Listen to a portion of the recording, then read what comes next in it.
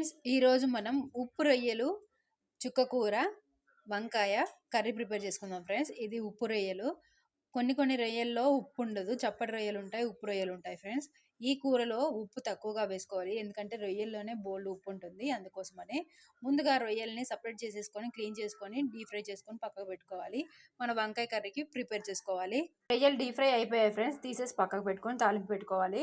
తాలింపు వేగిపోయింది ఫ్రెండ్స్. వంకాయ ముక్కలు వేసేసుకొని బాగా ఉడికిన తర్వాత అప్పుడు మనము టమాటా యాడ్ చేసుకోవాలి ఫ్రెండ్స్. టమాటా యాడ్ చేసుకొని కారం యాడ్ చేసుకొని కలుపుకొని ఒక 5 మినిట్స్ మూత పెట్టుకొని ఉడికించుకోవాలి ఫ్రెండ్స్. ఇప్పుడు మనము రొయ్యలు వేసి పెట్టుకున్నాం కదా, అది యాడ్ చేసుకోవాలి ఫ్రెండ్స్. వంకాయలు రొయ్యలు మగ్గిపోయాయి. ఇప్పుడు మనము కట్ చేసి పెట్టుకున్న చుక్క కూరని యాడ్ చేసేసుకోవాలి ఫ్రెండ్స్. చుక్క కూర తొందరగా మగ్గిపోతుంది. ఉప్పు రొయ్యలు, చుక్క కూర, గోంగూర, వంకాయ కర్రీ రెడీ అయిపోయింది ఫ్రెండ్స్. ఈ కర్రీ పుల్లగా ఎంతో టేస్టీగా ఉంటుంది ఫ్రెండ్స్. అది తయారు చేసుకోవడం కూడా చాలా ఈజీయే.